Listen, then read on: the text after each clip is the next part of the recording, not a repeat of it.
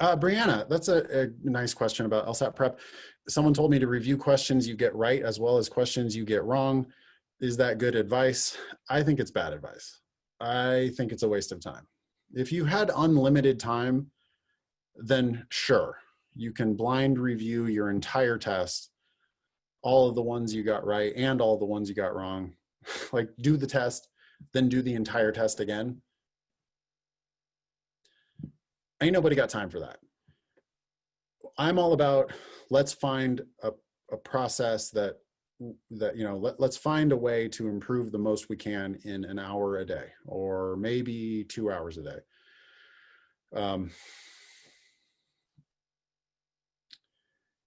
And I think that that's what Claire said, right, in the chat earlier. Claire said an hour or two a day. That's what she did. And she improved a ton. So in an hour or two a day, I think it's fine to only review the ones you missed. Ben and I have argued about this at length. This is one of our common things that we argue about on the podcast, where Ben says, oh no, flag questions while you're doing your review, and then that way, even if you get it right, you can go back and review it. And he's not wrong that there is value in doing that.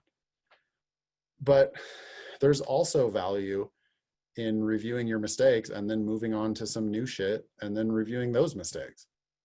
And I firmly believe that the ones we got wrong have more to teach us than the ones we got right.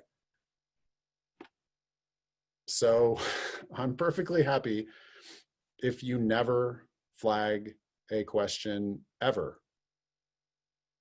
On the official test, the only purpose of flagging a question would be to go back to it within that 35 minutes, which is terrible strategy. You should not be doing that. On the drilling, if you flag a question, it'll show up as flagged in your study history, and then you can make sure that you remember to review it, whether you got it right or whether you got it wrong. But if you got it right, you got it right. Like there was something there intuitively that you understood about the question. So keep it moving. You've got 9,000 other LSAT questions. So keep it moving and thoroughly review the ones you missed. Make sure you understand exactly why the right answer is wrong, exactly why the wrong answer is wrong. Why did you make both of those mistakes? How do you avoid those mistakes in the future? The ones you got right, for some reason, intuitively, you got it right. Great. That's good. It's a good thing. Let's not break that. Review the ones you missed.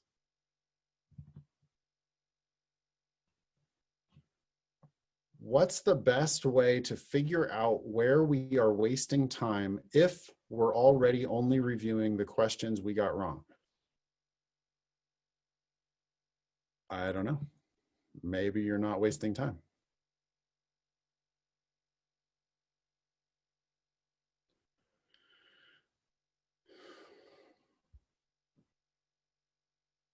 If Kimberly's correct, maybe I've actually convinced Ben.